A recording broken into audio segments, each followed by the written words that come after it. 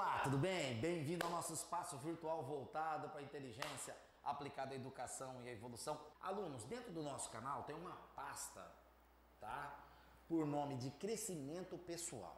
A partir de agora, nós vamos compartilhar com vocês vídeos curtos de 3 minutos e meio, dando dicas poderosas de neurocientíficas, validadas pelos maiores neurocientistas do Brasil e do mundo, adaptadas ao grupo de estudo Superato Educacional Presencial, que é um grupo que a gente tem aqui de 12 alunos presenciais, onde a gente compartilha padrões de inteligência, né, cerebral, com comportamental, emocional, tá certo? Para que você possa produzir excelência pessoal nos estudos. Uma das perguntas é, os alunos que passam nos melhores vestibulares do Brasil, que tiram as melhores notas, né, que conseguem melhores desempenhos na escola, esses alunos, eles não aprendem isso na escola. Esses alunos são autodidatas, eles têm um potencial de aprendizado muito rápido, acelerado, que você não tem. Provavelmente o cérebro deles tem mais capacidade de aprendizado do que o seu. Recentemente agora nós vimos um estudante, né, lá no sertão nordestino, que tirou nota máxima no Enem. Segundo ano do ensino médio, escola pública, mãe empregada doméstica. Ele escrevia as fórmulas químicas, né, de orgânica na parede de casa. Tem uma matéria exclusiva dele no Fantástico. Tá certo? O que esse aluno tem de diferente de você que estuda escola particular, faz curso de redação, faz curso disso, já está 2 anos de cursinho pré-vestibular e estuda tudo, não consegue passar? Existe uma mágica nesse aluno, uma excelência pessoal desse aluno, no comportamento, em suas emoções, em seus pensamentos, que você não sabe. Ele desenvolveu de uma forma, dentro do contexto de vida dele, que as escolas não ensinam isso para você. E nós vamos passar isso em primeira mão. Então acompanhe esses vídeos, dê um like nos nossos vídeos, se inscreva no nosso canal, sugestões serão bem-vindas, porque se prepare, que as dicas que nós vamos dar para você funcionam para todas as pessoas. Essas dicas estão ajudando os alunos aqui, nossos, aqui do grupo de estudo Superato, há mais de 10 anos. Não é dicas de macete de vestibular, de cursinhos pré-vestibular, não tem nada a ver com isso, porque essas dicas, elas funcionam para um grupo específico de alunos. Às vezes para você não funciona. Ah, o professor me falou um negócio lá, me deu uma dica lá de estudo, eu fui tentar fazer, não funciona. Por quê? Porque você não sabe que existem 3 tipos de modelo de aprendizagem. Existe o auditivo, o sinestésico, o visual. Cada pessoa aprende de um jeito diferente. As dicas que nós vamos dar para vocês é para qualquer tipo de pessoa. Se você incorporar essas dicas em seus padrões comportamentais, você pode ter certeza que o seu cérebro vai ser uma verdadeira máquina poderosa de aprendizado, tá certo? Hoje nós vamos falar da nossa aula de função composta e função inversa. A última aula nossa de matemática foi a respeito de função quadrática, falando todas as características da função quadrática, e agora nós vamos colocar à disposição de vocês a função composta e a função inversa, certo? Então, começando a nossa aula de hoje, primeira coisa que o aluno ele tem que aprender a ler. A nossa preocupação aqui não é com conteúdo, porque conteúdo você compra hoje na internet, né? Existem vários cursos aí que vendem conteúdos. Nós não estamos aqui para vender conteúdos, nós estamos aqui para fazer você refletir sobre o assunto. Por isso que é bom esse bate-papo, essa interação entre nós, correto? Então vamos lá, vamos ler. Ó, definição de função composta, dadas 2 funções reais, f de R em R e g de R em R, denominamos a função composta de g aplicada a f e f aplicada a g as seguintes funções, 2 pontos, certo? Então aqui tá as 2 funções. A primeira função é a g aplicada a f. O que é a g aplicada a f? É uma H1, uma função H1, que eu chamei de H1, de reais para reais. Definida por h de 1x é f de g de x. Olha lá, ó. F de g de x. O g de x está dentro da f. Então é a g aplicada a f, que é chamada de fog de x. O que é a fog de x? É a g aplicado a f. Uma função g dentro da f, correto? Então é a função g aplicada a f. E H2 é a função de reais em reais, definida por h de 2x é igual a g de f de x, que pode ser igual, né? Aqui, ó, pode ser igual, deixa eu fazer o meu igualzinho bonitinho aqui, golf de x, certo? G bola f, né, é a f aplicada em g. Então aqui é f aplicada em g, como está escrito aqui, ó, f aplicada em g. Quando eu tenho g aplicado em f, é o g dentro da f. Quando eu tenho o f aplicado em g, é o f dentro da g. Sabe aquela função f de x? Vamos colocar aqui uma função aqui, ó. F de x igual a 6x ao quadrado mais 1. Correto? O que a gente fazia quando a gente fazia application? Não lembra? De aplicação, primeira aula nossa de função. Função uma aplicação de valores. Ah, se eu quero f de 2, professor, vou fazer 6 vezes 2 ao quadrado mais 1. Mais 1, não é? 2 ao quadrado 4, vezes 6, 24, mais 1, 25. Beleza, não estamos aqui para fazer continha. Se eu quero, por exemplo, um f do quadrado, eu vou aplicar o quadrado dentro da função. Então vai ficar 6 vezes quadrado elevado ao quadrado mais 1.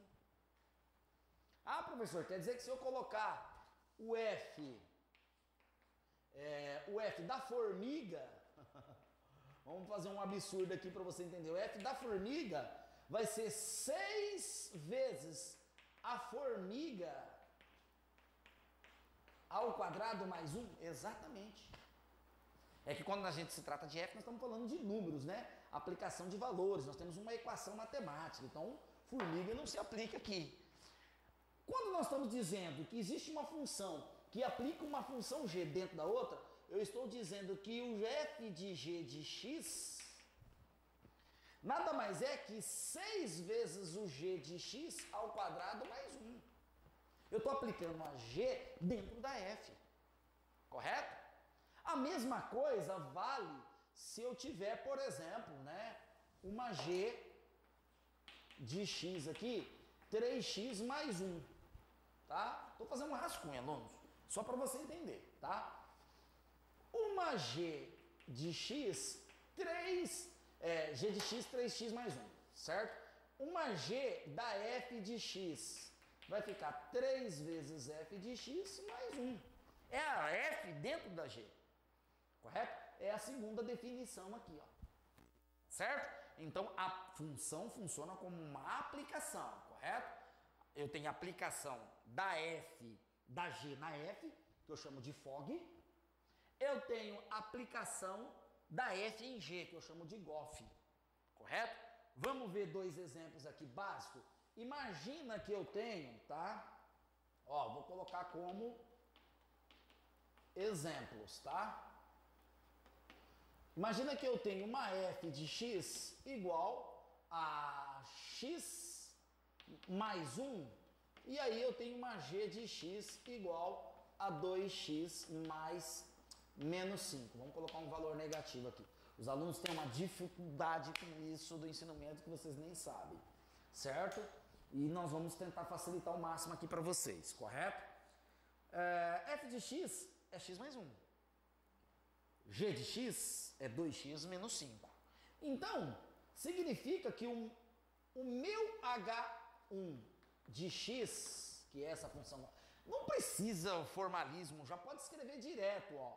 O f, tá? Aqui, ó, você já pode escrever direto o f do g de x, ou seja, g aplicado a f, tá? O f aplicado, o H1 de x aqui, né? Ele nada mais é, o H1 de x nada mais é que f de g de x. Eu vou aplicar a f dentro da g. Então, o que eu estou fazendo? Eu estou fazendo f da g de x. Quem é a f de x? É x mais 1. Então, no lugar do x na f, eu vou aplicar g.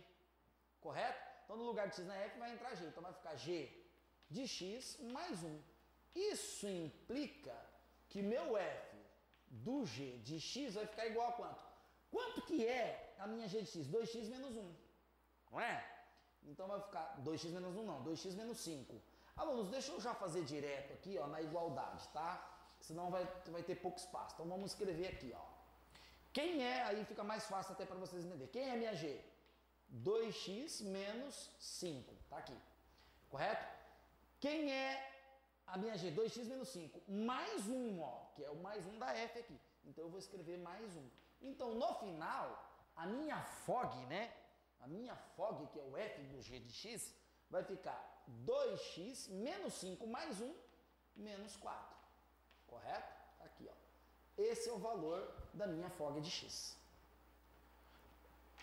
Professor, então quer dizer que o meu H2 de x, que é o GOF, né?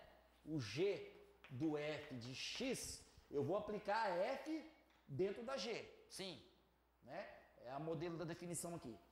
Isso implica, professor, certo? Isso implica que a F dentro da G, eu vou colocar no lugar de x, que tem a G, né? No lugar de x eu vou colocar a função f. Sim, claro. Então vai ficar g de f de x é igual, ó, olha lá, ó, gibrismo, hein? Continha agora. No lugar de x na g, eu vou colocar f. Então vai ficar 2 vezes f de x menos 5. Isso é igual. Quem é o f de x? Quem é o f de x? É o x mais 1, ó. Então no lugar do f de x eu coloco x mais 1. Então vai ficar 2 vezes x mais 1 menos 5. Olha lá, alunos. Vou fazer aqui embaixo o resultado, ó. Certo? Então eu vou ficar com g de f de x igual a quanto? Quanto? Aplica a distributiva, né? 2 vezes x, 2x, 2 vezes 1, 2. Então eu vou ficar com 2x mais 2 menos 5. Isso vai me dar um 2x menos 3 aí na matemática. Correto? Ah, professor, legal, hein? Então, aplicando uma função dentro da outra, no lugar do x, eu tenho que substituir por toda a função. Exato. Ô, professor, eu posso aplicar f dentro da f mesmo? Pode, ó. Vou fazer em forma de rascunho aqui do lado, ó. Fog de x é a f da f de x. Olhando para aquele patamar lá, para aquele padrão lá, ó. X mais 1. F dentro da f vai ser a f de x mais 1, não vai? Maravilha. Mas quem é f de x?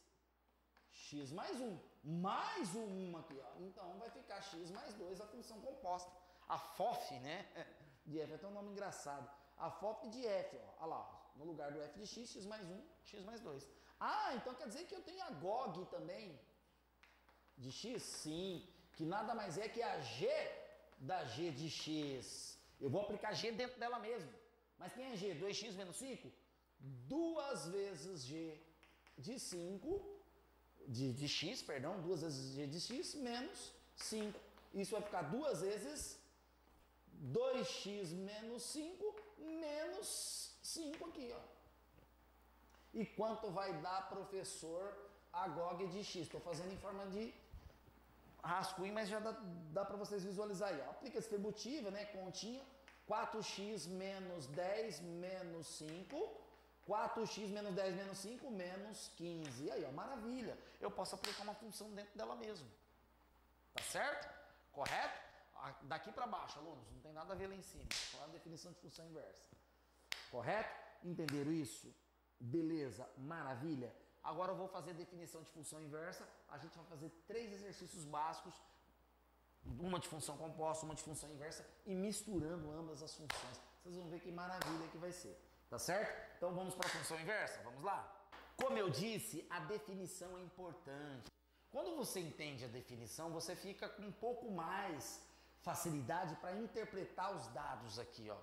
O aluno ele já quer ir fazendo continha, já sem ler, sem saber a proposta, e aí ele não sabe por que o professor fez certas passagens, por que certas coisas acontecem na conta. Primeiro, né, ler definições, certo? Vamos lá. Então, alunos, é importante lermos a definição, tá? Vamos lá. Seja f de d em i uma função real bijetora. Pera aí que nós vamos falar sobre isso. Denominamos a função inversa de f, toda função f a menos 1 de i em d, inverteu, ó, tá? Tal que f de x é igual a y, essa é a direta. Se somente se f a menos 1 de y, que é a função inversa de f de x, for igual a x. Ou, se o par ordenado que pertence a f, certo? xy, se tornar yx pertencente a f menos 1. Correto? Essas duas Esses dois comentários aqui, essas duas frases aqui se completam. Então, é o seguinte, eu tenho uma função de um conjunto D aqui, certo? E aqui um conjunto I, correto? Então, quando eu defino o que é uma função, para cada elemento aqui, tem que existir um elemento aqui. Detalhe, a função tem que ser bijetura. Professor, quer dizer que para a função admitir função inversa, ela tem que ser bijetora? Sim. Por exemplo, função quadrática não admite função inversa em todo o seu domínio real. Por quê? Porque ela não é bijetora. Correto? A função, para ela admitir inversa, ela tem que ser bijetora. Então, um conjunto aqui sai daqui, certo? Eu tenho um conjunto A aqui, aqui eu tenho o F de A. Aqui eu tenho B, aqui eu vou ter o F de B. Aqui eu tenho C, aqui eu tenho o F de C. Certo? A função inversa, ó, a função inversa f é menos 1, eu vou trocar as bolas, né? Porque eu vou ter 3 aqui, agora é de I para D. Aqui na função direta, né? A função normal, você vai ter o domínio D, conjunto de saída, e a imagem, conjunto de chegada. Agora não, agora quem é o meu conjunto de chegada? F de A, F de B, F de C, A, B, C. O meu conjunto de saída é o conjunto I. E o de chegada vai ser o conjunto D, ó. Tá vendo? Ó, olha lá, ó. Eu inverti a função. O que era domínio passou a ser imagem. O que era imagem passou a ser domínio. Isso é a função inversa. Essa função é inversa dessa e essa é inversa dessa. São funções invertidas. Para isso acontecer, ela tem que ser bijetora. Ô, professor, por que a função tem que ser bijetora, hein, professor? Né? O senhor poderia explicar para nós por quê? Senão, por que ela não admite inversa? Imagina que ela não fosse bijetora. Vamos tirar esse F aqui, ó. Tá? Vamos tirar esse F aqui. Ó. Vamos tirar aqui. Vamos fazer um desenho aqui mais apurado, alunos. Tá vendo aqui, ó? Aí eu tenho um conjunto C aqui, ó. Eu tenho um elemento C aqui, perdão. Tem um elemento C. Esse elemento C, ele vai lá no F de B. Essa função, ela é o quê? Ela é injetora? Não. Porque eu tenho um x1 diferente do x2. Lembra da definição lá atrás? Assiste a aula de função injetora e sobrejetora. Tá certo? Senão você não entende. Aqui é uma função não injetora, ó. Tá certo? Ela vai no mesmo domínio. Correto?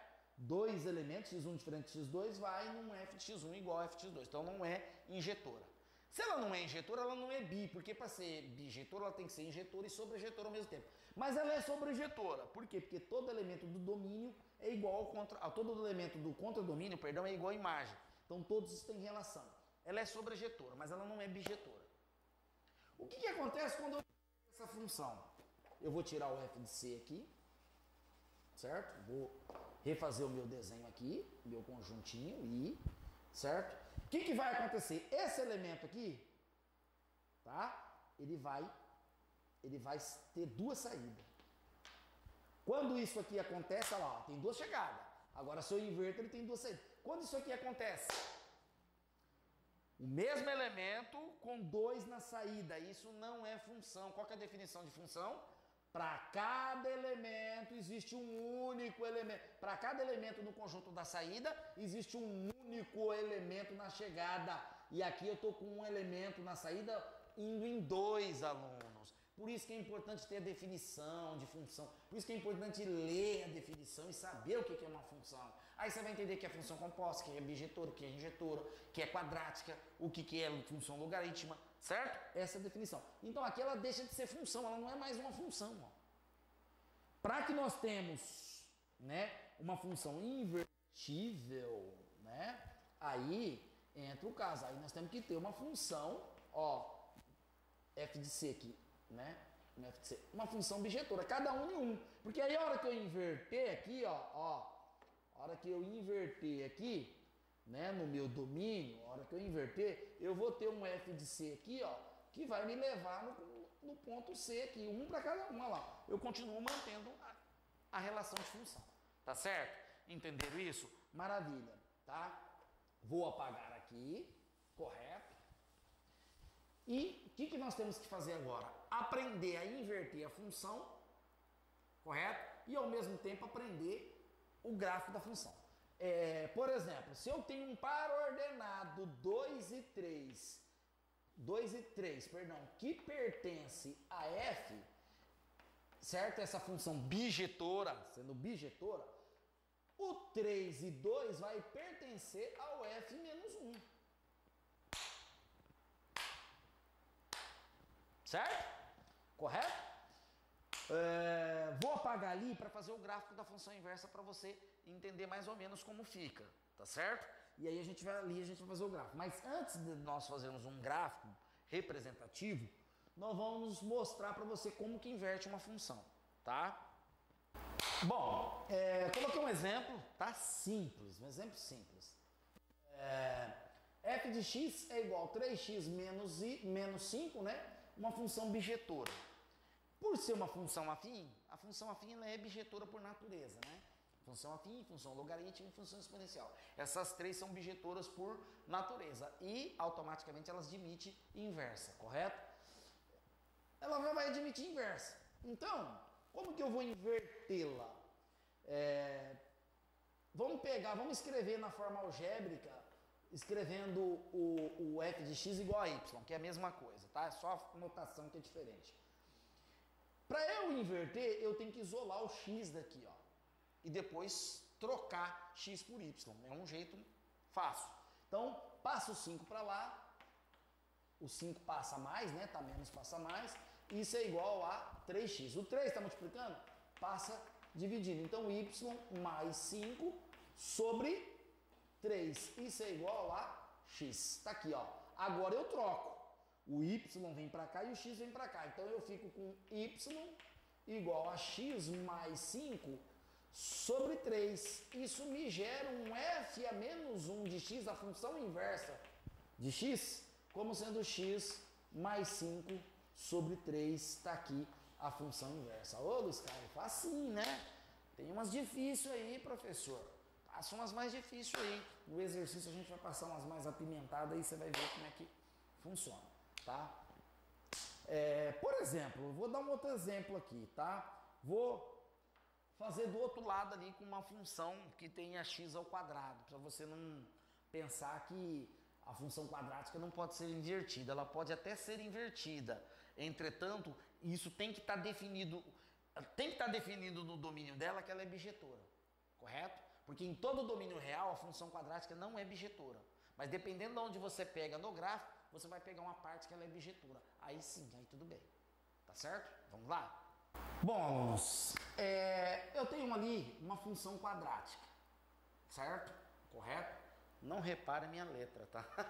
Ela é meio estúpida de vez em quando. F de x igual a x ao quadrado mais 10x mais 25. Aí, aparece um exercício desse, o aluno não leu, ele não viu que o domínio tem... mas o professor lá, o Luiz Caio, né, do Superato Educacional do canal, falou que função quadrática não admite inversa porque ela não é bijetora. Se ela for uma função de reais para reais, tiver definido, escrito lá, seja f, x ao quadrado mais 10x mais 25, uma função quadrática de reais para reais, ela não é bijetora, porque em todo domínio real ela não é bijetora. Mas se ele falar que é a partir do x vértice para frente, por exemplo, é definida a partir do x vértice, né? O domínio dela é do x, é todo x maior que x vértice, pronto, ela já vai ser bijetora. Tá certo? Então vai depender do domínio, tá? Mas vamos supor que aparece, né, uma situação dessa e ela tem um domínio lá que ele pede a inversa. Como que eu faço para inverter, professor? Bom, chama aqui de y igual a x ao quadrado mais 10x mais 25, isso aqui dá para inverter, tá? A gente sabe que existe uma expressão matemática chamada quadrado perfeito. Então isso aqui é um quadrado perfeito, porque aqui eu tenho duas vezes o primeiro vezes o segundo, mais, olha lá, ó, o quadrado do segundo. Lembra do quadrado perfeito? Alunos, se vocês não sabem fatoração, vocês vão ter que ir lá ver, tá? Porque aqui é um tipo de algebrismo, né, que a gente não ensina. Então vocês vão ter que ir lá estudar fatoração, quadrado perfeito. Isso aqui pode ser escrito como sendo x mais 5 elevado ao quadrado. Ó. Tá certo? Correto? Eu não tenho que isolar o x daqui, dessa parte aqui. Isso aqui vai em forma de raiz quadrada lá no y. E aí eu vou ficar com x mais 5. A minha função inversa surgindo lá, ó. Passo 5 para lá, eu vou ficar com raiz de y menos 5 igual a x. Isso implica, ó lá, ó, troca, inverte agora. Ó lá, inverteu.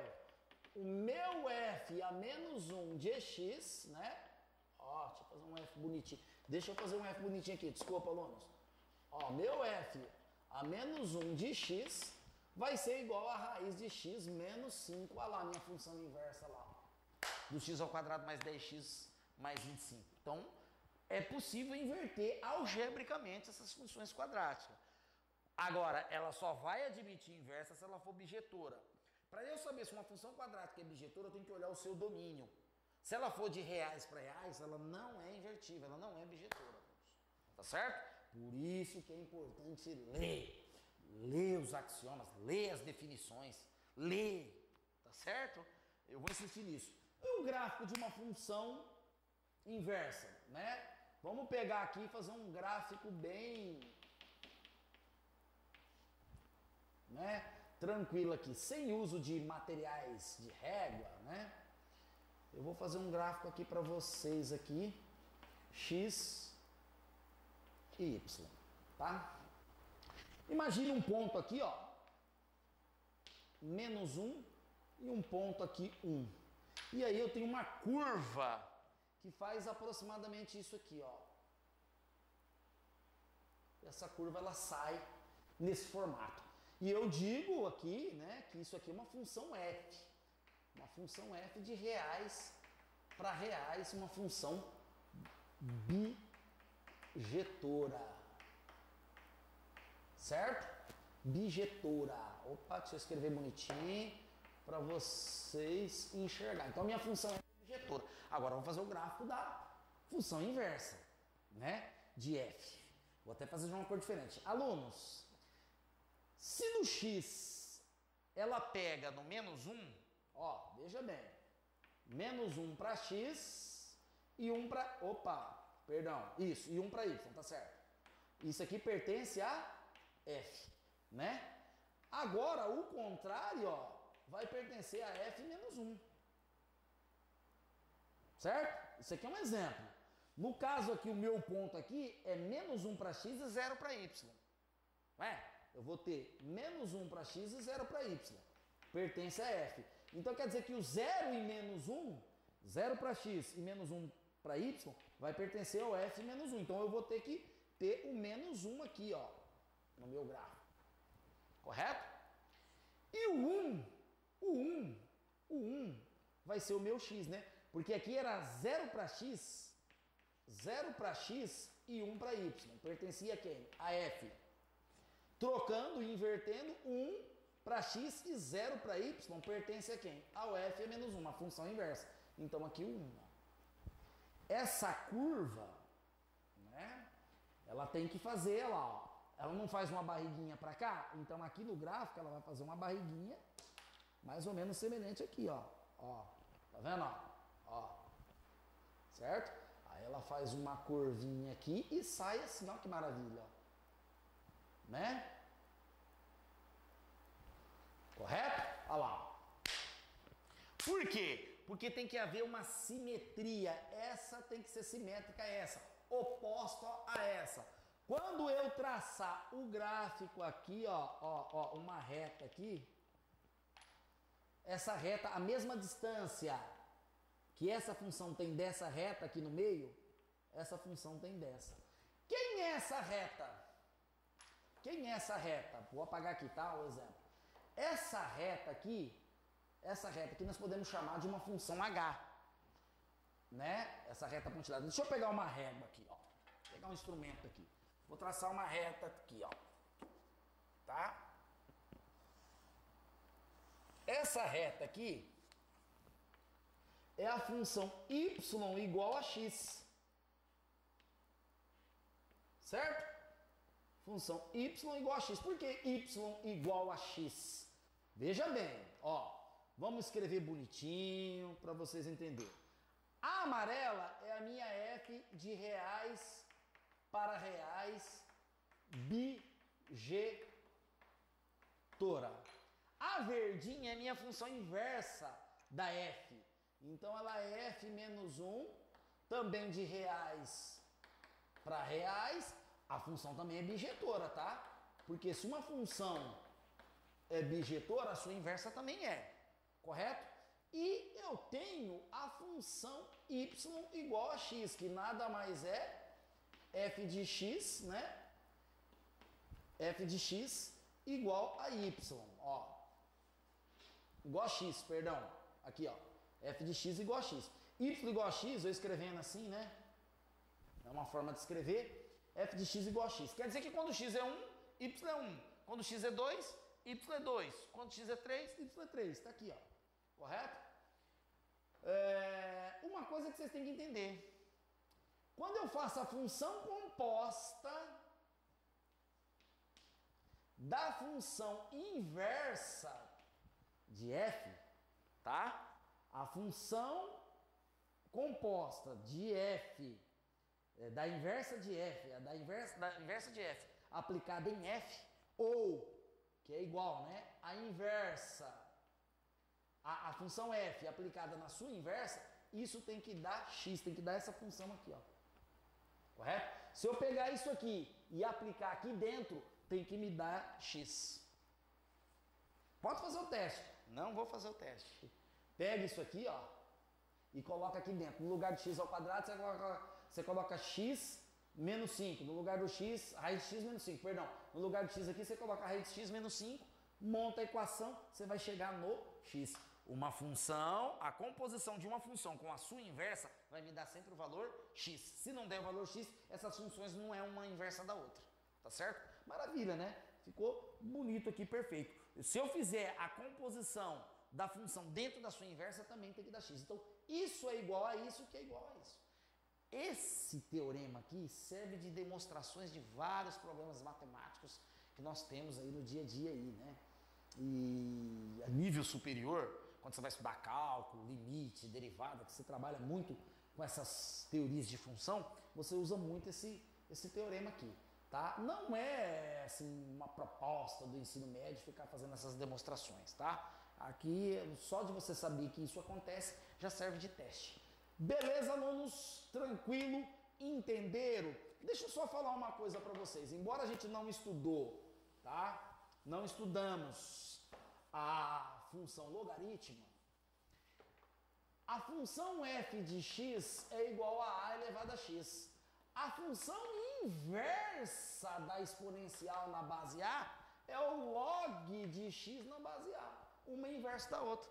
Quando eu faço o FOF a menos 1 de x, ó, eu obtenho o valor x. Essas duas, uma inversa da outra. Quer dizer, professor, que se eu tiver uma função de log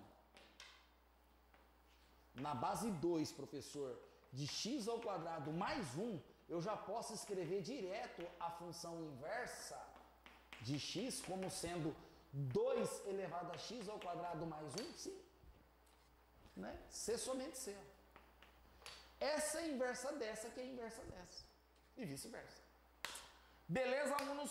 Vamos fazer 3 exercícios básicos para a gente poder fechar essa aula de hoje. E depois nós vamos fazer lá na frente nós vamos fazer uma lista de exercícios. Tem mais ou menos uns 7 exercícios só de teoria de funções para a gente fazer uma revisão. Tá certo?